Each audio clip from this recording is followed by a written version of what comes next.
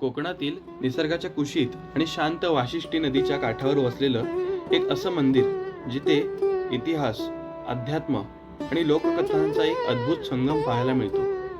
नमस्कार, मी उज्ज्वल चव्हाण. आज आपण आलोय चिपळूणच्या ऐतिहासिक श्री गांधारेश्वर मंदिरात.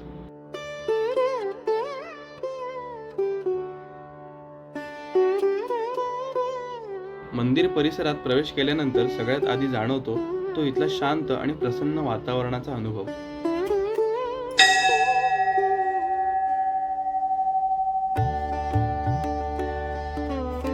एका बाजूला मंदिर आणि दुसऱ्या बाजूला वाहणारी वाशिष्ठी नदी.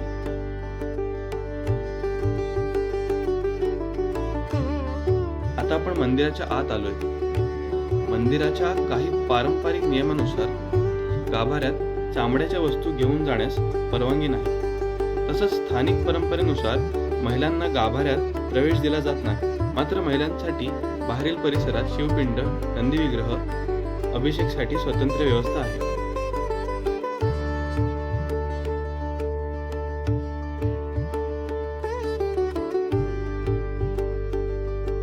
तुम्हाला माहित आहे का गांधारेश्वर हे नाव कसं पडलं? असं म्हणतात की पूर्वी या नदीच्या काठी परिसरात गांधारी नावाची वनस्पतीची दाट झाडं होती.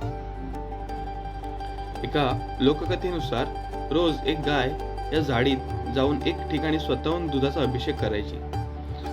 गावकऱ्यांनी ती झाडी साफ केली आणि तिथे प्रकट झाले एक स्वयंभू काळ्या दगडातील शिवलिंग. एवढंच नाही तर हे मंदिर पांडवांनी त्यांच्या अज्ञातवासात एका रात्रीत बांधल्याचंही आख्यायिका आहे.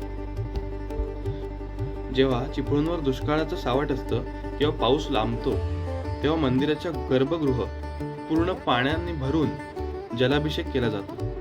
आणि आश्चर्य म्हणजे त्यानंतर पाऊस पडतोच अशी गावकऱ्यांची ठाम श्रद्धा आहे.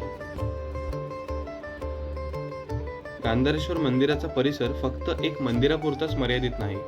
इथे शीतला देवी मंदिर, कात्रा देवी मंदिर, भवानी देवी मंदिर,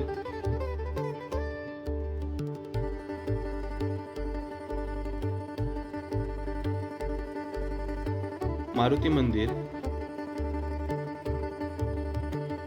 शेंदूर मारुती मंदिर आणि गणपती मंदिर अशी अनेक देवस्थाने पाहायला मिळतात. म्हणजे एकाच ठिकाणी फिरताना अनेक देवस्थानांचं दर्शन आपल्याला घेता येतं. मंदिरातून बाहेर आल्यानंतर नदीचा शांत प्रवाह, आजूबाजूचा हिरवगार निसर्ग आणि वातावरणातील शांतता या सगळ्यामुळे काही वेळ इथेच निवांत बसावं असं वाटतं.